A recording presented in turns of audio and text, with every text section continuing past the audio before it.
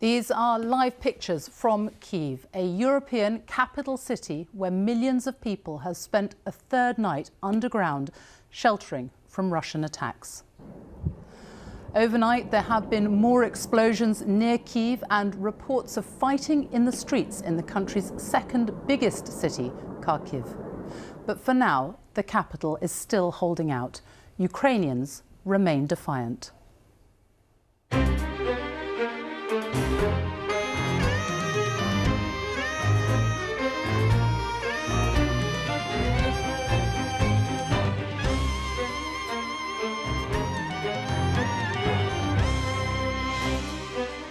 Good morning. For decades, we have taken peace and security in Europe for granted. Now we are witnessing a crisis on a scale not seen since World War II. This morning, I'll be talking to the BBC's Clive Murray in Kyiv, a city under curfew. Britain says this invasion must end in failure for President Putin. I'll ask Foreign Secretary Liz Truss if he can be stopped. Shadow Foreign Secretary David Lammy joins me live. He says we need to rally the world. But what more should the world do? We'll ask Ukraine's ambassador to the United Kingdom.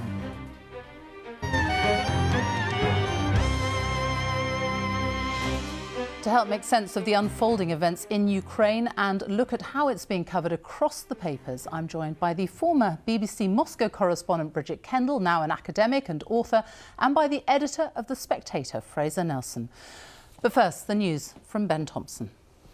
Sophie, thank you. Good morning. As the Russian invasion of Ukraine enters its fourth day, there are now reports of fighting in the streets of Kharkiv, Ukraine's second largest city. Local officials say Russian troops broke into the city this morning. Pictures have emerged appearing to show at least 2 Russian Tiger vehicles on fire. Meanwhile, overnight on the outskirts of Kyiv, there has been a missile attack on an oil refinery. The massive explosion, 18 miles south of the capital, lit up the night sky and has prompted warnings of toxic chemical fumes.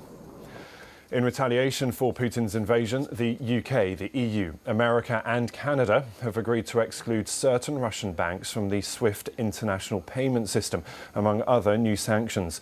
Boris Johnson has said the West is tightening the economic ligature around Russia as the Allies unveil the new measures aimed at damaging its financial system. And hundreds of thousands of Ukrainians are attempting to flee the country amid concern in the UK over who will be allowed to settle here. The UN has warned 5 million people could be displaced by Russia's invasion. The Home Office has said its priority was British nationals and their families, but has said it would work with international partners on issues including migration as the situation develops. That's all the news from me for now. The next on BBC One is at 1 o'clock. Sophie, back to you. Ben, thank you. Well, let's go straight to Kyiv and my colleague Clive Murray, who has spent a third night underground amid fears of an all-out Russian attack on the city. There were great fears for Kyiv last night, Clive, weren't there? What was last night like? What's the situation today? Yeah, it was pretty grim overnight, Sophie. We'd been getting suggestions, warnings that we were probably going to experience the worst bombing campaign so far in this whole war, and it was intense, no question about that. The ridgeline behind me, beyond the Golden Dome of St. Michael's Cathedral there, lit up with missile attacks and fire. And then around about, I think it was about 1:30, 2 o'clock in the morning, 2 huge missile strikes that we think were targeting an airfield just to the south of our position here. And those strikes hit the petroleum tanks at the airfield and blew them up. I mean, it was a conflagration that could be seen from all around.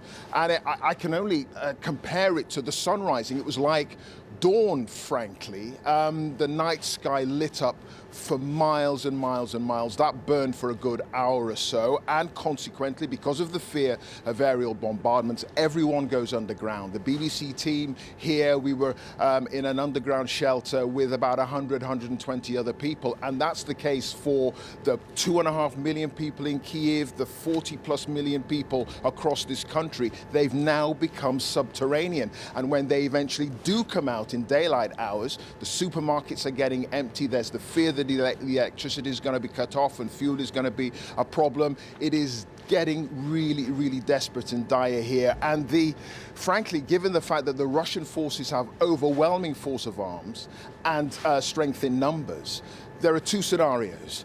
They try to encircle Kiev, which is what they're trying to do, cut off all access to the capital here, and then they make their demands. Vladimir Putin makes his demands of the authorities and the government as to whether or not the president should step down. That is possibly the best case scenario. The worst case scenario is potentially he decides that, you know what, this has gone on too long and the Russians are getting bogged down in certain parts of the country in their advance. This is going on too long, and he launches direct attacks on the center of the city here. That would be a dire, dire situation. And that is why so many people are simply living life underground, as we had to last night. Clive, thank you so much for the latest there from Kyiv. We're going to talk to you later on in the programme, but for now, thank you.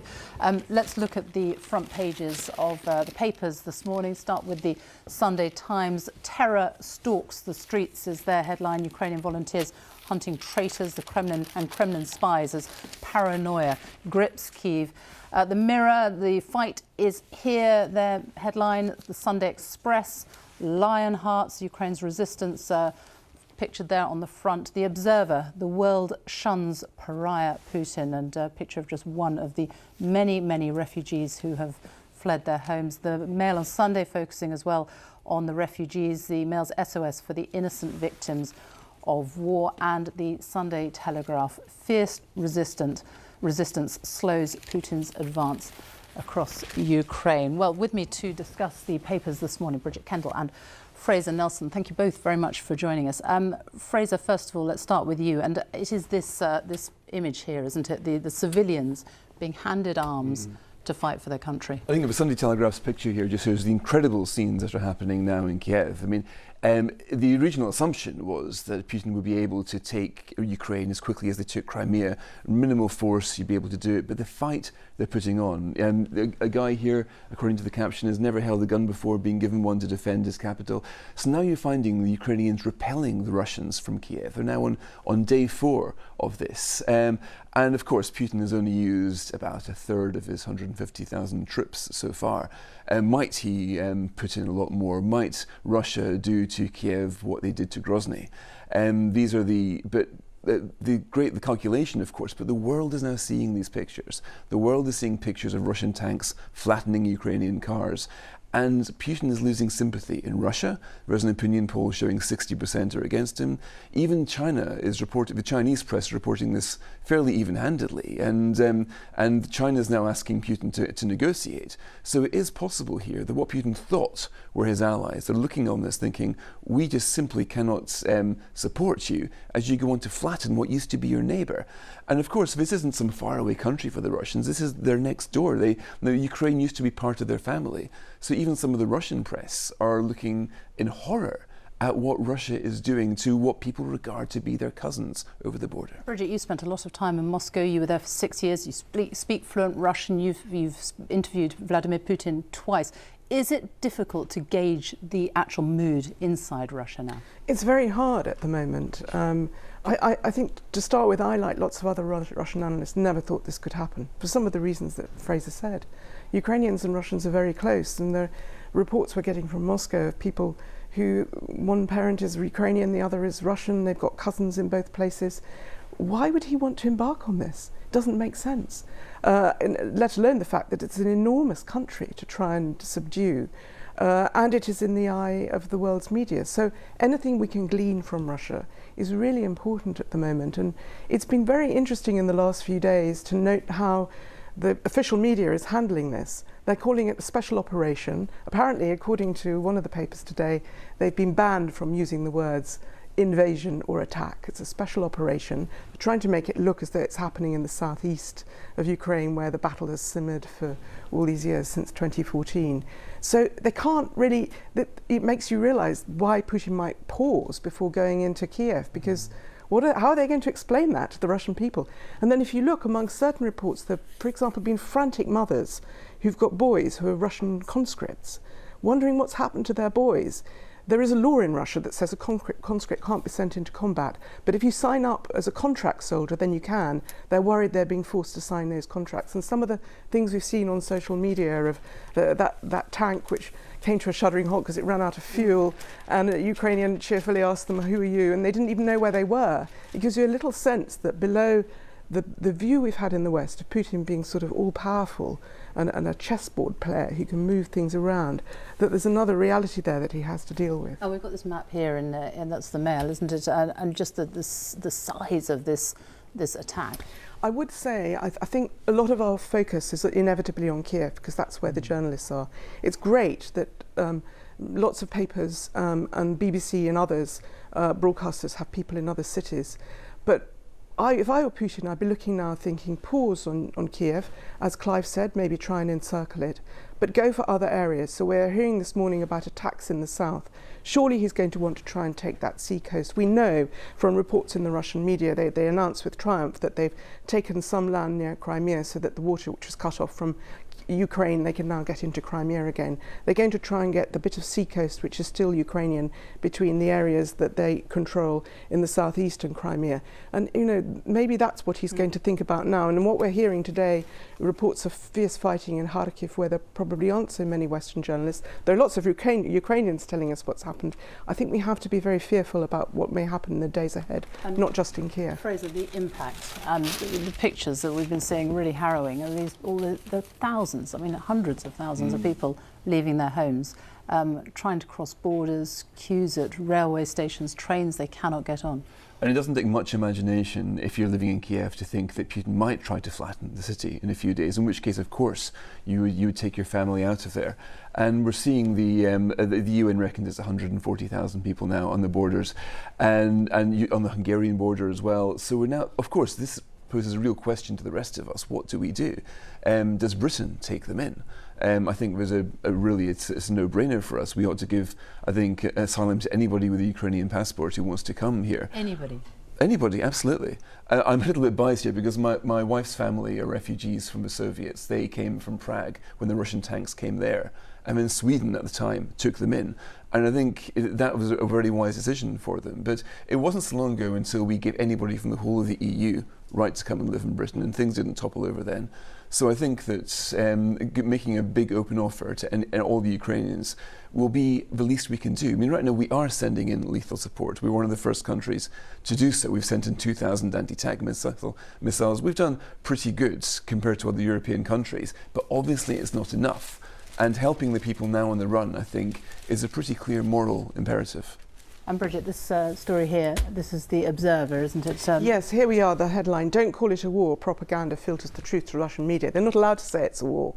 So the Russian people, I think a lot of them who are relying on official media are just a bit bewildered at the moment. But at the same time, the other headline on this page is how Moscow's soft power campaign is falling apart. And we're very focused on the hard power at the moment, of course we are. I think the soft power is important too. So the fact there's a report that Western directors on Russian boards are resigning, for example. We've heard about cultural events being pulled. Russia's not going to be in the Eurovision Song Contest. Sporting events. We hear about country after country in Europe who are closing their airspace to Russia. This, I think, will have an impact on the Russian population. Those who are appalled at what their president is doing, and I think there are many more than we know about, will think, well, yes, they should be doing that to put pressure on the Kremlin. But others will be thinking, why are we being isolated? Whose fault is it? And I think it's going to be quite hard. And the thing we have to watch out for is Moscow will try very much to blame Ukraine and say this is all being run by NATO and actually we're at war with NATO, because they've lost the narrative at the moment and they're going to try and find a way to bring it back. Let's talk about Germany and also about SWIFT. Big moves there. Absolutely. I mean, Germany yesterday delivered 5,000 helmets to Ukraine. Now, that sounds pathetic. It is pathetic in the circumstances. But the Germans had a rule, a law, that they would not send live guns into war zones. They've now changed that, which for the Germans is a huge break from their typical pacifist post-war consensus. So they are going to send now lethal aid to the Ukrainians. And the big question is whether they would back the SWIFT ban. SWIFT is this international banking payment. And Joe Biden in particular has said, look, let's cut Russia off from SWIFT. The Germans have resisted it because they get half of their gas from Russia. They pay for that via SWIFT. If they can't pay for their gas, they think Moscow might turn off the tap.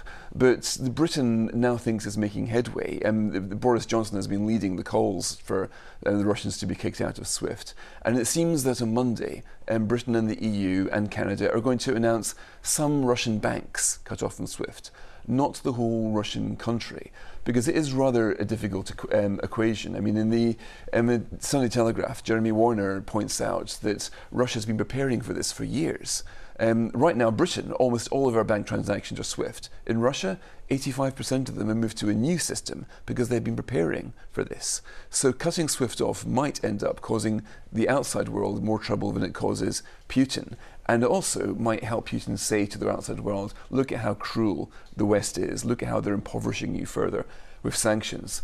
That's the problem with sanctions. They didn't deter him so far.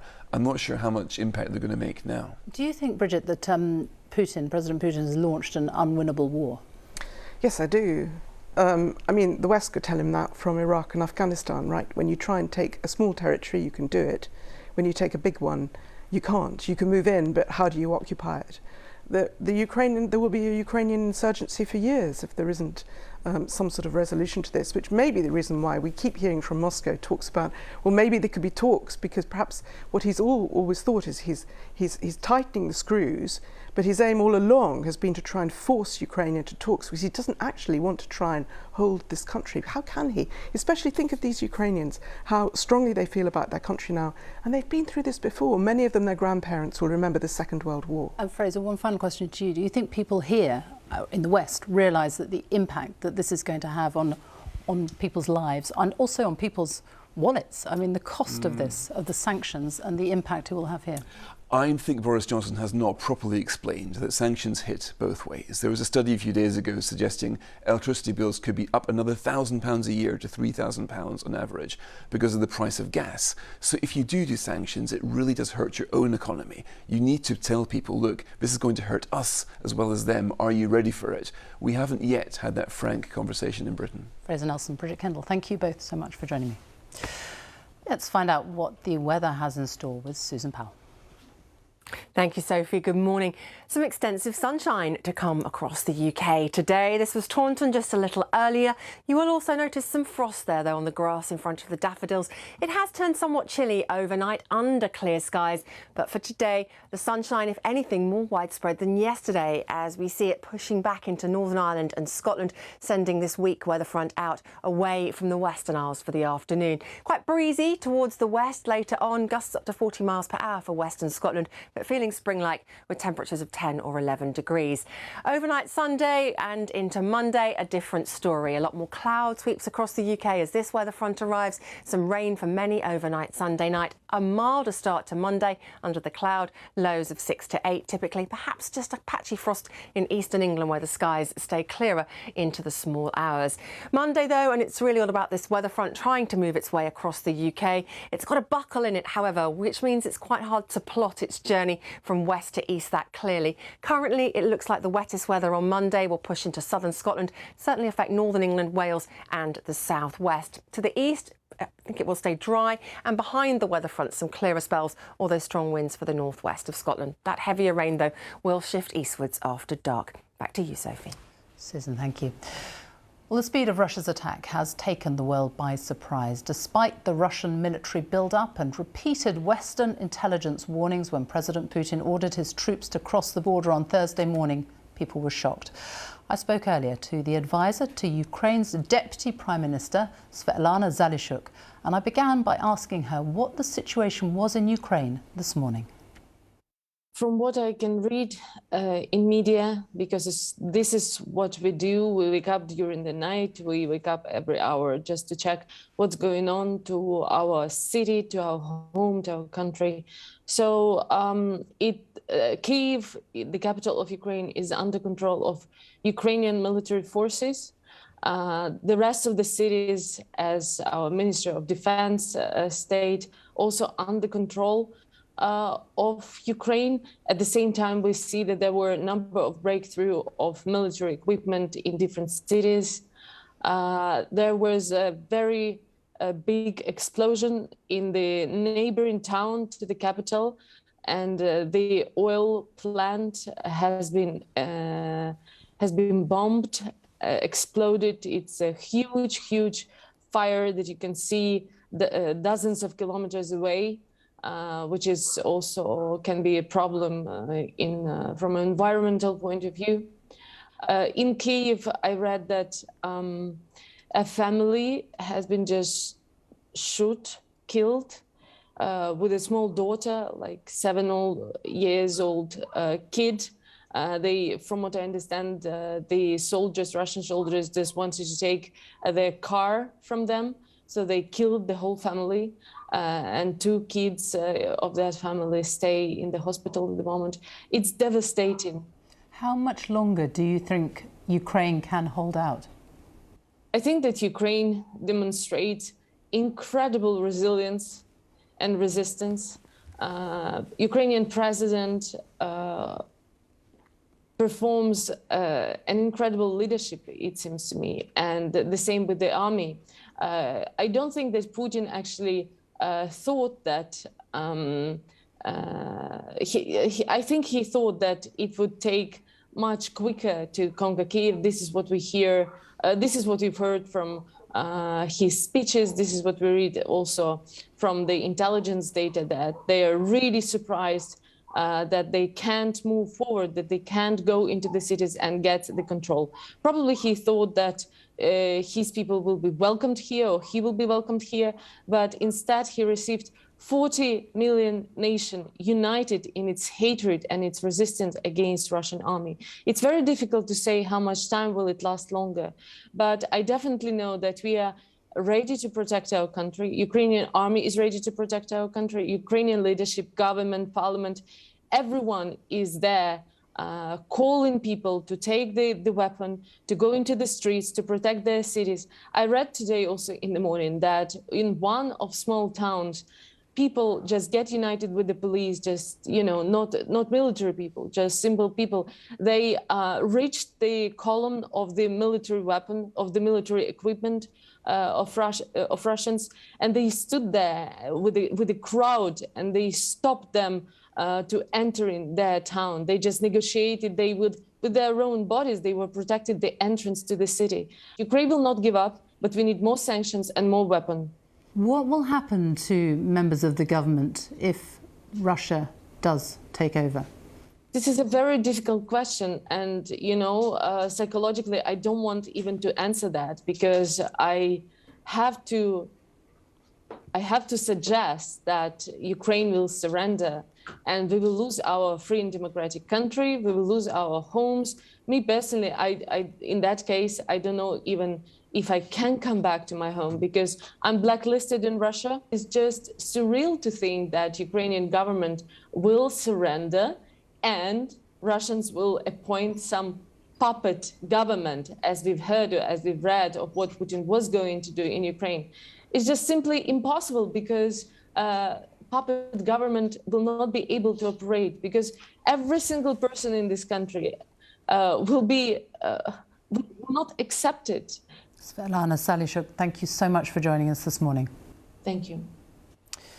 Well, I'm joined now in the studio by Ukraine's ambassador to the United Kingdom, Vadim Pristayenko. Thank you very much for joining us. How long do you think Ukraine can keep holding out? We're holding. It's been just 4 days. I believe they will hold as long as needed. That's what actually President addressed yesterday the nation. We'll hold as long as we're here, because we have friends, we have support, we have our people, all of us fighting. Can you hold as long as needed, though, given the military might of Russia? I believe that at the moment, Russians miscalculated. They came with 150,000 troops. It's totally not enough. That's what we're discussing even in this studios before, that they miscalculated. They believe that will be easy target, which is not. The whole nation is against them. The scenes of people picking up arms, civilians, people who have never had any military experience whatsoever, are extraordinary and harrowing. Can they survive that? Can they hold out there doing that? Many Ukrainians have military backgrounds. I've been in the army, all of us been in the army different times. We still have conscript service, so people are prepared. People know how to operate simple weapons. We're not talking about complicated machinery, but simple weapons like 18,000 of rifles, Kalashnikov rifles, were handed over yesterday in Kyiv. Just anybody who can wear them, they took them. We didn't even register them. We have to fight right now. Then later on, we will register and get rid of them when we win. Do you have news of President Zelensky this morning? Yes, we talked, and he's constantly talking to his nation, but as ambassador I also talk to him and understand what we are doing, what we are trying to achieve right now. What about Ukrainians who are fleeing? Because we have seen images of them, hundreds of thousands of people leaving their homes. Would you like the British government to make it easier for Ukrainians to come here? Your government already eased some of the visa complications which we used to have before, but it's mostly for those Ukrainians who are still there, so visas are extended for them. We have our neighbors, our nations around us who opened up their hearts and homes to receive as many Ukrainians as possible. So that's easier for immediate evacuation. We need to get them in the close nations. People just opening their houses, they established in sport facilities, in schools, the people are received and taken care of. We will ask nations who are much further distance-wise to support this effort of the smaller nations financially to help them, with humanitarian foods. We have a website with Ukraine.org, which is accumulating money even here in London. People are coming to my embassy, bringing all this stuff. I don't even know how to bring it back home. All this stuff which was brought by not the Ukrainians, but every Britons, just the people coming. President Zelensky says he is establishing an international legion. Would you ask foreign citizens to go to Ukraine and fight? It was already done because we have overwhelming number of people coming and just bombarding us, staying in front of embassy and requiring, demanding to allow them. We don't want to break any laws, especially international laws. But most of these people who are coming, they're Ukrainians. They have a right to come home at any moment and fight. And you have a lot of people who are turning up. You wouldn't believe it's not just Ukrainians. Everybody from all the nations just asking how we can get in. Are you worried that President Putin's tactics are going to become even more severe, even more violent? Obviously we do, because he is not achieving what he wanted. He achieved something which is very notorious. They're just stealing water for Crimea from our major river. They're repairing the canal. So they're coming for even economic gains, as simple as that. But they also have to fight Kiev and second biggest city, Kharkiv, which is 2 million plus, and their situation is not looking very good. They're repeating the textbooks of Bolsheviks who came in 1918. Because they could not take Kiev, they took the biggest next city and proclaimed it to be capital of new democracy at that time, labor and peasants republic. And then they moved to Kiev when they managed to get it. So they're doing it again and again. The West is now cutting some Russian banks out of this the SWIFT payment system. Has the response from the West been enough, do you think? We've seen enormous, rollover of these efforts and the sanction efforts. I frankly think that we delayed it a bit, and for many nations it took too long. Look at the Germans. They were blocking our supplies, even from here. They were blocking the supplies in NATO to weapons to Ukraine. Now they offered Ukraine 500 helmets. Now they're coming with everything which is needed, but we're already fighting. It might not be enough or too late. We have seen what President Putin is capable of, and it has shocked many, many people. What do you think the world can learn from this? Unexpectedly so, in the midst of this, we are not even clear what yet, but what I see, and can't escape this observation, that we actually see in the first grassroots war against a huge aggressor, nuclear state. It does not matter anymore in this world. People are coming. We talked to one company, big company, Amazon, to help us with establishing the websites, secure websites, and they came with the idea to ask all the employees of Amazon to help Ukraine. That's something enormous, and this help, this assistance. Or Elon Musk opened up the Starlink over Ukraine, which was not operational, was not planned. So people are coming, the companies, the people just to fight a nuclear dictator. This is something very new and gives us hope. Vadim Pristaiko, thank you very much for joining us this morning. Thank you. Now, the response from the West and much of the world to the crisis in Ukraine has been largely united, and that has included the political parties here in the UK. The Labour leader Keir Starmer has said the country needs to brace itself for the economic pain he says will be caused by sanctions. Well, I'm joined now by the Shadow Foreign Secretary, David Lammy. Good morning. Good morning. First of all, your response, what you heard from the ambassador to Ukraine. What do you make of his comments? Well, look, I think it's hugely important that we support the Ukrainian people with more arms to fight, and I'm pleased at the decision that's been made by Germany overnight. We had been calling for Russia to be cut out of the SWIFT financial system for many weeks now, and we're pleased to see that progress also overnight. But there is more that we will need to do to stand with the Ukrainian people, and that includes on sanctions. We want to see the insurance industry sanctioned. The government said it was bringing forward 100 names. Where are those names? And there are still people sanctioned who are on the list in the United States, but not on our list. What about refugees? Ireland have lifted all restrictions for Ukrainians. Should we be doing the same? We have to have a generous scheme that is equivalent to the scheme that we offered people after the Balkans crisis. Our country has a generous history. Look at those who were fleeing Idi Amin, the Ugandan Asians, those that were fleeing Cyprus, the Vietnamese boat people. Instead, we have a scheme where we're asking people to jump through hoops. There's bureaucracy, there's red tape. Why would we ask people what their salary levels are when you're fleeing war? That is immoral. It is not in the traditions of this country. The Home Secretary has to do more, and she should be acting quickly. You did say there on Twitter last night, didn't you? You said that the government's still applying normal visa restrictions to those fleeing Ukraine, which isn't true, is it? It's absolutely the case that you're being asked, have you got family ties? What are your salary levels? And effectively, there's a separate scheme for those who are already in the country who are Ukrainian and those who are outside. But except there are concessions, aren't they? They have brought in temporary visa concessions. Asking someone fleeing war what a salary is, it's not enough to say there are concessions. It's not a concession to ask someone what their salary level is, Sophie. That's unacceptable when you're fleeing conflict with your children in your arms. It would be unacceptable for you, and it certainly would be unacceptable for me if we were in the same situation. What should the government be doing? What would Labour do? How many people would you let into the country? We've said there should be a safe sanctuary scheme, a proper process and scheme set up, similar to the ones after the Balkans. The vast majority of those fleeing Ukraine will want to settle in Poland or Hungary, in neighbouring countries. That's the UN estimate. But there are some who will want to make their way to our country, and we should have a generous scheme that's simplified, similar to the one that we set up after the Balkans, or indeed the one that we have for Hong Kong nationals. Why are we asking people effectively to go through the same hoops that we would, or even suggesting that they should apply to be fruit pickers in our country? There was a tweet last night from the Immigration Minister. Totally unacceptable. Let me just ask you about Vladimir Putin, because despite months and months of warnings, despite the build-up that we have seen last year, he still invaded when a lot of people thought he actually wouldn't do it. How far could he go, do you think? Is he capable of launching a nuclear attack on the West? I think it's important that we listen to Vladimir Putin's language, and his language is alarming. He has threatened effectively Finland and Sweden. He is threatening the Baltic states. It's incredibly important that we continue to increase troops on the eastern flank of NATO, that Russia effectively is now a pariah state. No countries in the UN supporting them was very, very important indeed.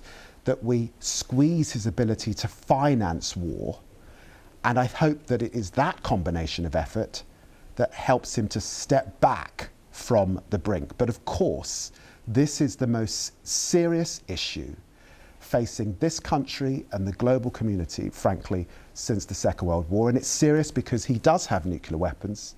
And of course, we could see a standoff effectively with NATO. So we must de-escalate, and we must stop his ability to move forward. You voted against the UK having a nuclear deterrent in 2016. You must be relieved now that we do have one. I think that was about an increase in the nuclear deterrent. None of us want to see nuclear weapons used. We should not use the phrase lightly, but of course, Britain must do all it can with its NATO allies to stand up to Vladimir Putin's threats. Do people in the West, in the UK, have to be prepared to accept the economic pain that is going to be inflicted on us because of the sanctions that we have to inflict on Russia? Look, I think you're right that grown-up politics is about saying that sanctions isn't just about inflicting pain on the country receiving those sanctions. Of course, it has an effect on our own economy.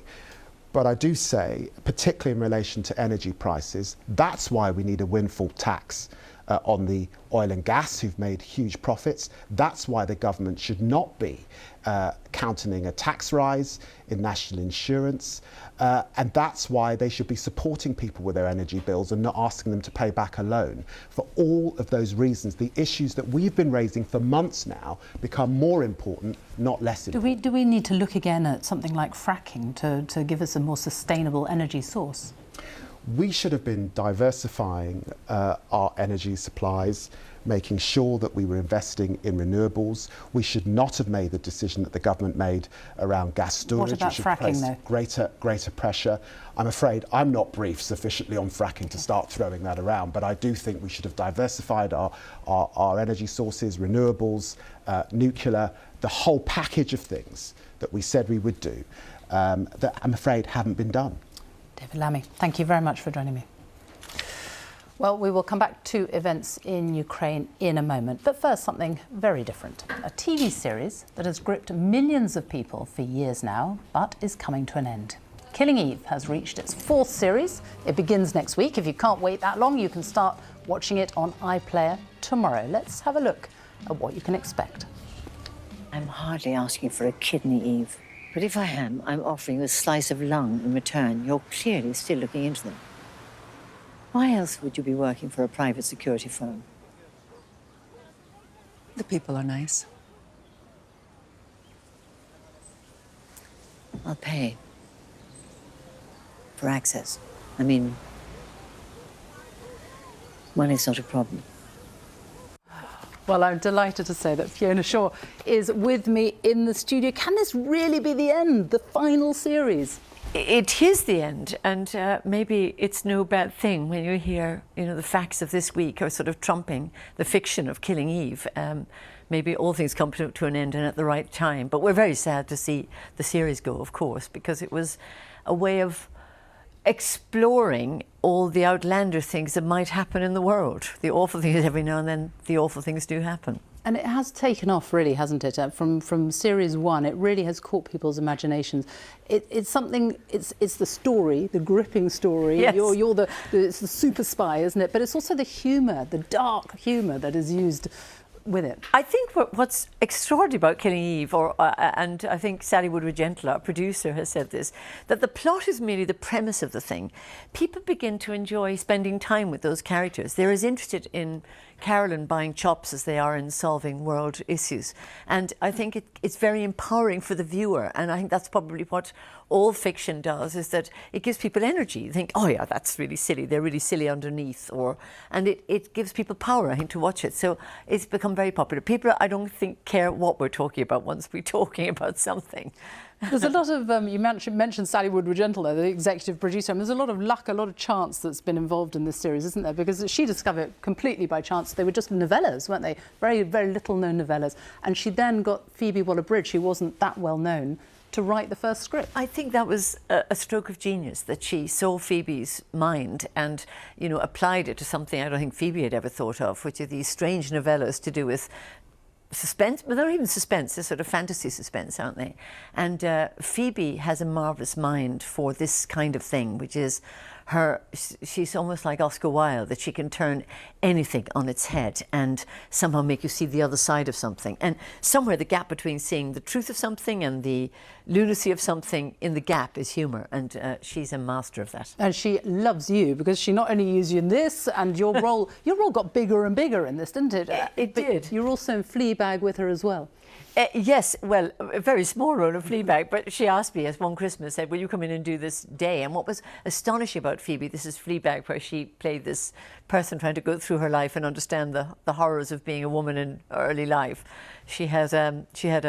I played her psychiatrist, but while she was, or her psychotherapist, but as she was speaking and acting the scene, she was also directing it. I mean, she's a real, plate spinner. You obviously got your part in Killing Eve got bigger and bigger, didn't it? What was the secret? What was the sort of secret to Carolyn Martin, the character you played? Well, I didn't intend the part to get bigger and bigger. The wonderful thing about playing Carolyn Martin, a person so unlike myself, is that she's full of power, swoops down the staircase every now and then and tells everybody where they're wrong or how she knew the answer to every question in the first place.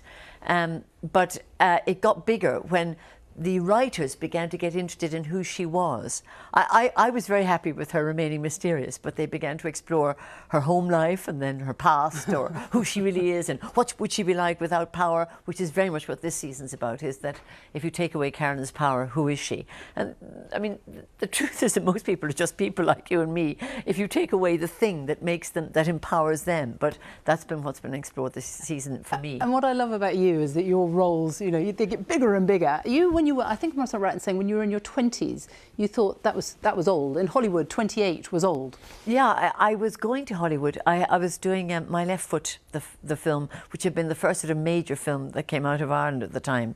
And then I did a film called Mounts on the Moon, and people said, would you like to go to Hollywood? And somebody said to me, well, I'm afraid you're very old. I was 28. I thought, why was I doing all those Shakespeare heroines for the last 5 years? I could have been in Hollywood. But actually, I was very glad to do what I did. I don't think I really wanted to be in Hollywood and be living by a swimming pool and, you know, listening to the sound of, you know, water coolers. I was very glad to be where I was. And 28 definitely is not old. We know that. No. Well, lovely to see you, and thank you so much for coming in. And thank you for having me. The series, we all look forward to seeing it. Yes. Series 4, I'm very sad that is it, though. Well, Fiona Shaw, thank you. Thank you. Right, well, let's now return to events in Ukraine, where despite fears of an all-out Russian invasion or assault on the capital last night, it did not actually happen. The city is still under curfew until tomorrow morning. Millions of people are sheltering and have been told that anyone on the streets will be assumed to be the enemy. I'm joined now in the studio by the Foreign Secretary, Liz Truss. Thank you very much for joining us today. Good morning. What is the latest intelligence you have on the situation in Ukraine? Well, the latest intelligence we have is the Ukrainians are fighting very hard. They are resisting Russian advances. We haven't seen any major changes overnight, but what we are seeing is just huge bravery on the part of the Ukrainians in resisting this huge force from Russia, this unwarranted, prefabricated invasion. Do we know for sure that President Zelensky is safe? Well, the Prime Minister spoke to President Zelensky last night. I'm in regular touch with my Foreign Minister counterpart, and of course we want them to stay safe. What is so important, though, is that he is leading the resistance against this Russian invasion, and the United Kingdom are doing all we can to support in terms of the supply of defensive weapons, the supply of humanitarian aid, the supply of economic support to Ukraine, because it is vitally important that we stop Putin in Ukraine. What we know is his ambitions go further, and this is why we are, working with our allies on the severe package of sanctions. Last night we brought in the prohibitions on use of SWIFT. We're also, as I say, working with our allies to support the Ukrainian resistance on the ground. President Zelensky has asked for people from abroad to join an international force. Would you support that? I do support that. And of course, that is something that people can make their own decisions about. But they are fighting, the people of Ukraine are fighting for freedom and democracy, not just for Ukraine, but for the whole of Europe, because that is what President Putin is challenging. And absolutely, if people want to support that struggle, I would support them in doing that. So you support Britain, people from Britain, going over to Ukraine to help in the fight? Absolutely, if that's what they want to do. And we are doing all we can to support with defensive weapons. Last night we saw the Germans are contributing defensive weapons now for the first time. The UK led, we were the first European country to supply defensive weapons into Ukraine, but we are now seeing our allies doing that. The Defence Secretary held a donor conference on Friday. We had 25 countries turning up, and we are seeing a huge united effort across the G7, across our allies, to challenge Vladimir Putin, because this is Putin's war. This is prefabricated, preordained aggression to try and subvert a sovereign democracy, and we simply cannot allow him to succeed. How far do you think President Putin will go? Do you think he is capable of using a chemical, even a nuclear attack? Well, I fear that this will be a bloody and long-running conflict, but senior Russian officials should be aware that if they do go into that arena, they could well be tried for war crimes in the future. I mean, this would be extremely serious escalation of the situation. Is President Putin a war criminal? Well, the International Criminal Court has already said they are looking at what is happening in Ukraine. And if I was a senior Russian official, or indeed the president, I would be very wary of taking further steps. Is there a red line in any of this, at which point the West has to intervene?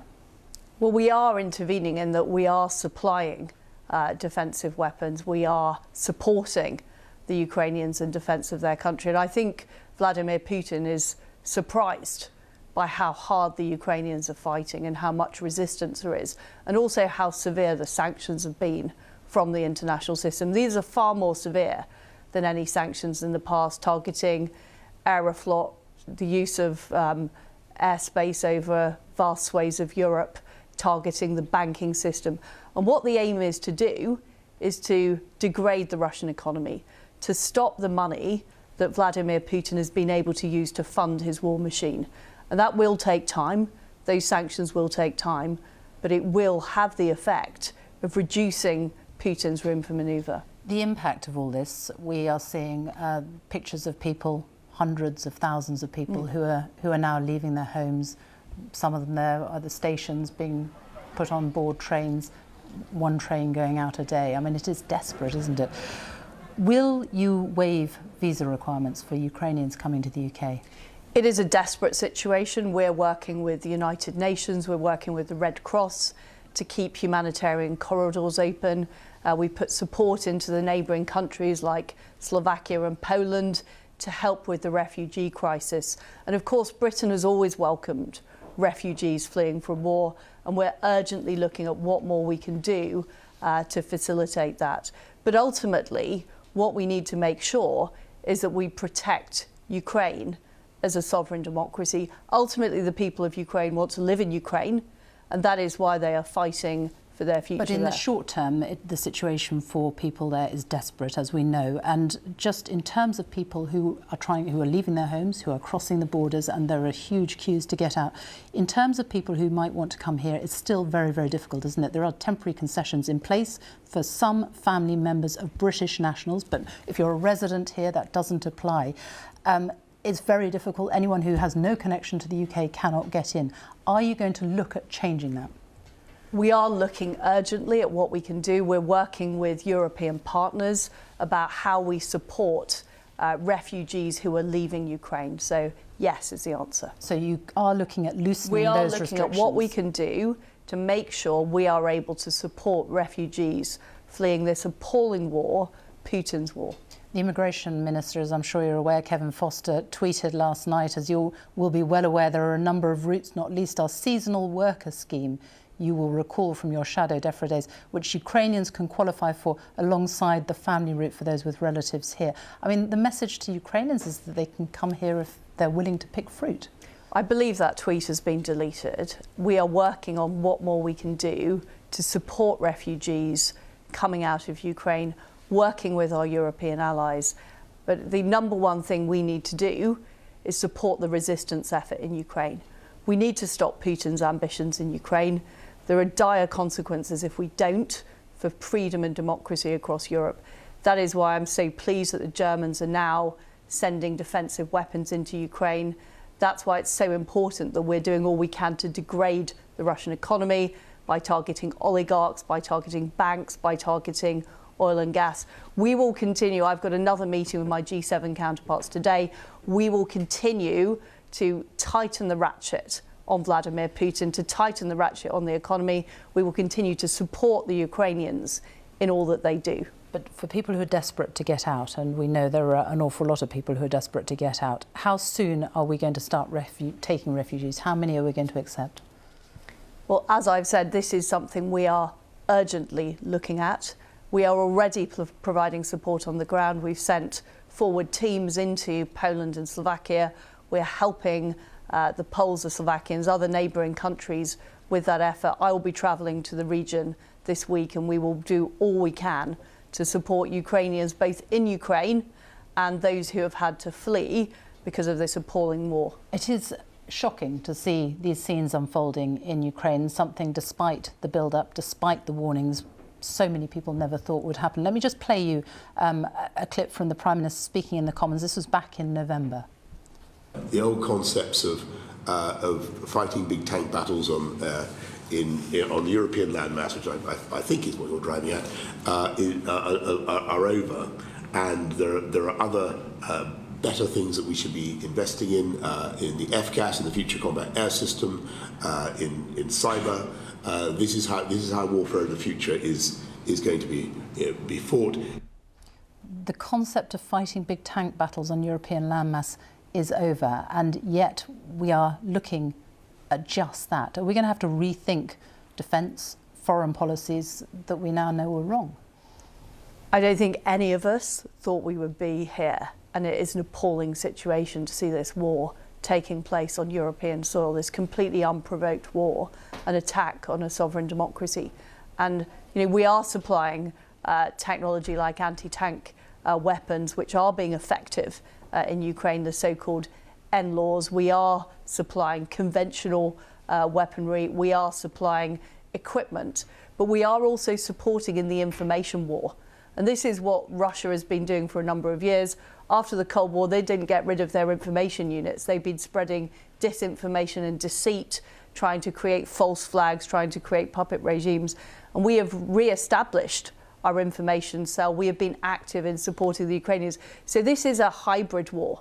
It's not just a war about conventional weaponry, although I completely agree it's appalling to see the tanks rolling into Ukraine. It is also a war that's being fought in the information space. It's being fought in the court of international public opinion. And I think it was very significant at the UN Security Council, not a single country voted with Russia. They have become an international pariah. They're being cut out of the international system. So we need to be fighting on all fronts. But certainly, I agree with your point about conventional weaponry. We cannot ignore that as well. Because you look at our army, and it's not just the United Kingdom, obviously it's Western countries across the board, but you look at what is happening here. Our army is now being reduced to its smallest size since 1714. We're cutting the number of tanks we have. We're reducing the number of planes. Defence spending is falling by 0.4% over this Parliament. Are we now living in a world where we actually do now need to rethink and spend more money on a bigger army? We have increased our contributions to NATO. And in fact, what we need to see is we need to see others step up. And I think we're seeing a recognition across Europe. It's very significant that Germany has changed its position on supplying weaponry into Ukraine. I think everybody realises how serious this fight for freedom and democracy is. And we will need to do more. We will need to spend more. And we will need to provide more support. We're already bolstering the eastern flank, so we've doubled our troop numbers into Estonia. We're providing more naval support. We're supplying more air support. But the reality is that there has been, I'm afraid to say, complacency on the part of the West over the past 20 years on the threat that Russia poses, and in particular on the threat that Vladimir Putin poses. That is why you've seen such a strong change in position. That's why you've seen such huge Western unity, which I don't think Vladimir Putin expected. And that is why the sanctions that we announced last night are not the end of it. There will be more sanctions, there will be tougher sanctions. We will keep tightening the ratchet on this regime. But how effective and how quickly are these sanctions going to take hold? I mean, the government sanctions against Russian oligarchs are being held up by London law firms. You said that in an briefing to MPs. What I've said is that we have a hit list of oligarchs that we are targeting, but we need to make sure that the legal case is right. So we are doing them one by one. And every few weeks, we will release more oligarchs from our hit list. We will sanction them and we will hit them. We've already targeted, in the last week, over 100 companies and individuals. We're also freezing bank assets, which is incredibly important. Are these being held up by London law firms?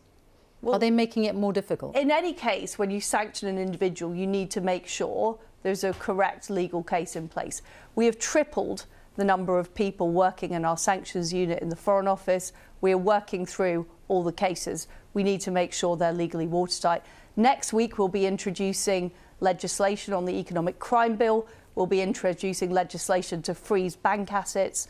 We are taking apart every bit of the Russian system, whether it's the funding, whether it's the support for oil and gas, whether it's the technology, that Vladimir Putin is using for his appalling war machine. We're targeting all of that, and we are doing it as fast as we can. The problem is that this is all, for a lot of people, too late, and these sanctions will take a long time to kick in. And the real problem is we've been warned about this. You've been warned about this for a very long time. You've known that President Putin is a threat, and this is the first time that you have seriously tried to do anything about it. Well, that is not true. In December last year, we said, and this is the G7. I'm talking over years. Well, what I'm saying is since we saw the build-up on the Ukrainian border, and we have been warning about this for months, the G7 was very clear there would be severe costs in the event of an invasion. The minute that invasion has taken place, those severe costs have been put in place. Those are unprecedented sanctions. And what's very important is the G7 is united. For the first time ever, Japan has put sanctions on Russia. For the first time ever, we are cutting off access to the SWIFT system. We will be doing more. We will be working to reduce dependency on oil and gas. And you know, the G7 represents more than 50% of the global economy. We are using the full economic might of the G7 to target the Russian regime. And you're right, Sophie, not enough was done before. Not enough was done before. And that is why we are redoubling our efforts. We will not rest until we have stopped Putin. That is the very clear aim. Putin must fail. That is what we, the United Kingdom, say, and that is what our allies across the G7 are saying. Just be honest as well with people here. You need to be honest, the impact it will have. It is going to hit people hard here economically, isn't it? It's the cost of living is going to rise even more. That is correct. That is correct. But the pain that we will face in the United Kingdom is nothing like the pain that people in Ukraine are currently facing. They are having to take up arms in the face of an appalling dictator using untold weapons on their country. And that is what we have to remember. And we aren't just fighting for the people of Ukraine and the sovereignty of Ukraine. We're fighting for freedom and democracy. And that has a very high cost for us. So it is right that we are prepared to take an economic hit, because the alternative of allowing Putin to succeed will be far worse for peace and democracy across Europe. Foreign Secretary Liz Truss, thank you very much. And let's go back now for a last word to the BBC's Clive Murray, who is in the capital, Kyiv, now. Clive. Yeah, Sophie, in the last few minutes we've been hearing loud explosions about 6-7 kilometres behind me there to the north. And I suspect the way that this conflict has played out over the last 2-3 days or so is worrying the Kremlin. They firmly believe that this war would be heading towards a conclusion, some kind of resolution now. They firmly believed that this would be more like the war in Crimea in 2014 rather than Chechnya or Afghanistan, but they're getting bogged down. And one simple fact and one simple reason for that is the resolve of the Ukrainian people. They are fighting. 180,000 weapons have been handed out to ordinary citizens. Families are being taught how to make petrol bombs to try to slow the Russian advance. But it has to be made clear that Vladimir Putin has only used about 60% of the 190,000 troops that he has ringing Ukraine, to the north, to the east and to the south. This is going to get much more nasty. It's going to get bloodier. It's going to be hand to hand and street to street. And this conflict has a long way to go, frankly, in a way that the Kremlin didn't think would take place. And Clive, it is unimaginable for even just the millions of people who are behind you in that city now, nearly 3 million people, who are living underground, who are under curfew until tomorrow at the earliest, and who frankly have no idea what the next few hours, let alone days, hold. I mean, we arrived here about 4 or 5 days ago, Sophie, and the following day, the bombardment began.